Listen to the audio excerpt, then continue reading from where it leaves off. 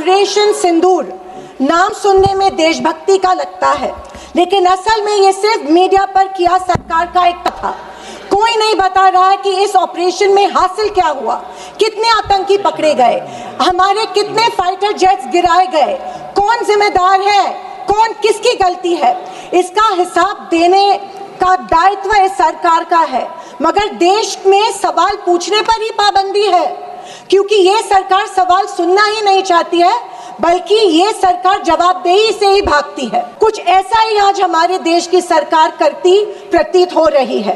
पर अब खेल और मनोरंजन ही काफी नहीं है। किसी महत्वपूर्ण इलेक्शन के पहले आतंकी हमला और फिर सरकार की जवाबी कार्रवाई।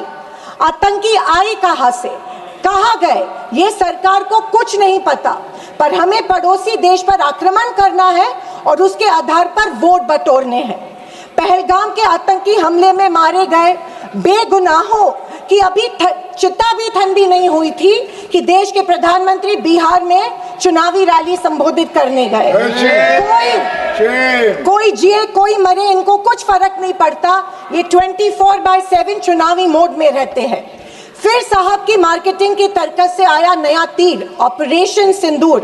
मुझे हमारी सेना की बहादुरी पर बिल्कुल संदेह नहीं है। मुझे हमारी सेना की बहादुरी और वीरता पर बिल्कुल संदेह नहीं है। पर इस सरकार की दुर्जनता की सीमा देखिए कि सेना के जवानों को लड़ने जरूर भेजती है, पर हमला होने के पहले दुश्मनों को आगाह भी कर देती है। हाँ, ये हमारे परराष्ट्र मंत्री का बयान था। क्या यही कारण है कि हमारे जेट्स दुश्मन के द्वारा गिराए गए? क्या ये हमारी सेना के जवानों के जानों के साथ खिलवाड़ नहीं थी?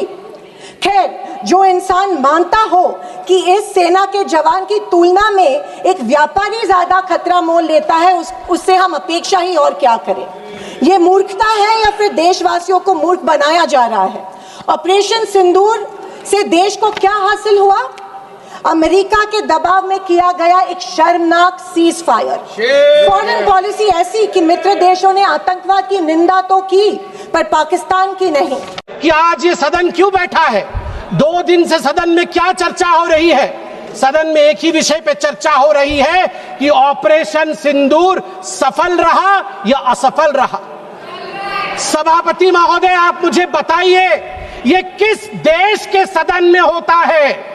पूरे विश्व के किस देश के सदन में होता है कि सारे सदन के सदस्य बैठ के चर्चा करें कि देश जीता या हारा, देश ने सरेंडर किया या देश सफल रहा?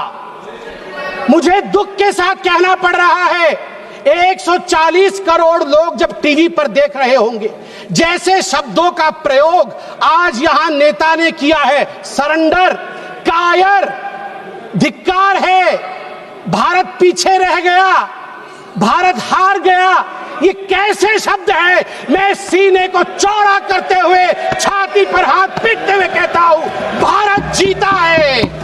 ऑपरेशन सिंदूर राजनीतिक इच्छा शक्ति और अपने आर्मी के अदम्य साहस के कारण भारत ने जीता है। और हां, ऑपरेशन सिंदूर कंटिन्यू भी कर रहा है। याद रहे, सर्जिकल स्ट्राइक हुई, एयर स्ट्राइक हुआ, ऑपरेशन सिंदूर हुआ, आगे तांडव भी होगा, आगे तांडव भी होगा, छोड़ा नहीं जाएगा।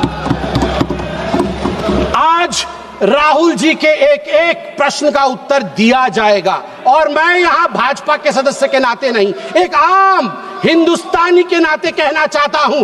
अभी राहुल जी ने यहां कहा कि हम सब आपके साथ खड़े थे, एवरीवन वाज अगेंस्ट पाकिस्तान, हम सब ने पाकिस्तान की तरफ उंगली दिखाई। किसने दिखाई? किसने दिखाई सभापति महोदय? कल के हेडलाइन को मैं पढ़ना चाहूंगा। कल हेडलाइन छपा है द ट्रिब्यून में क्या हेडलाइन छपा है? ट्रिब्यून में हेडलाइन छपा है कि Pakistan narrative was right, Chidambaram the man of Congress pokes hole into India's narrative. जो पाकिस्तान का मुख्य अखबार है, उसका हेडलाइन है कि कांग्रेस पार्टी सही कह रही है, पाकिस्तान का कोई हाथ नहीं है आतंकवादी हमले में, ये भारत की सरकार झूठ बोल रही है। ऐसा हमेशा क्यों होता है कि दोनों टीवी चलते हैं, भारत के टीवी पे नरेंद्र मोदी हीरो है और पाकिस्तान के टेलीविजन में राहुल गांधी हीरो है? ऐसा क्यों होता है? सभापति महोदय, मैं एक डोजियर लेके आया हूं। आप जानते हैं कि जिस समय यूपीए की सरकार थी डोजियर खेला जाता था, ये बात अलग है, अब हम डोज देते हैं। मगर ये जो डोजियर में लेके आया हूं, ये डोजियर पाकिस्तान ने यूनाइटेड नेशन एचआरसी, यूएनएचआरसी को सबमिट किया था, ह्यूमन राइट काउंसिल को। और किसको कोट किया है? डोजियर में बतौर एविडेंस, विटनेस कोट किया गया है, किसी पाकिस्तानी को नहीं, कोट किया गया है हमारे एलओपी राहुल गांधी को। मैं उस कोट को पढ़ रहा हूं और वो कोट है, I quote, It has been 20 days since the people of Jammu and Kashmir had their freedom and civil liberties curtailed. Leader of opposition and press got a taste of draconian administration and brute force unleashed on the people of Jammu and Kashmir when we tried to visit Srinagar. Rahul Gandhi. और आगे पाकिस्तान लिखता है कि United nation देखे, ये हम नहीं कह रहे हैं, ये एलओपी उस समय के लीडर और अभी के एलओपी राहुल गांधी कह रहे हैं कि इंडिया में इस प्रकार की परिस्थिति हो गई है। आप बताइए, ये लोग हमें बताएंगे, ये लोग हमें बताएंगे कि ये पाकिस्तान के खिलाफ है? कब सबूत नहीं मांगा? जब सर्जिकल स्ट्राइक हुआ, यही वो राहुल गांधी है। मैं दुख के साथ कहता हूं, जिन शब्दों का प्रयोग किया गया वो था खून की दलाली। क्या सर्जिकल स्ट्राइक खून की दलाली थी? क्या सर्जिकल स्ट्राइक खून की दलाली थी? और मेरे पास यह भी डॉक्यूमेंट है, जब एक बड़े नेता कांग्रेस पार्टी के ऑपरेशन सिंदूर के बाद इसे सिंदूर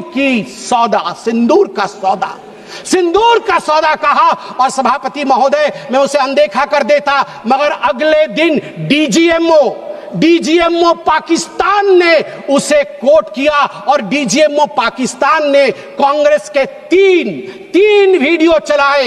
एक वीडियो खरगे साहब का चलाया, एक वीडियो राहुल गांधी का चलाया और तीसरा वीडियो चलाया जिसमें कांग्रेस का नेता ऑपरेशन सिंदूर को सिंदूर का सौदा कह रहा है। We don't need enemies from outside. हमें बाहर से दुश्मन नहीं चाहिए, घर के अंदर ही दुश्मन बैठे हैं।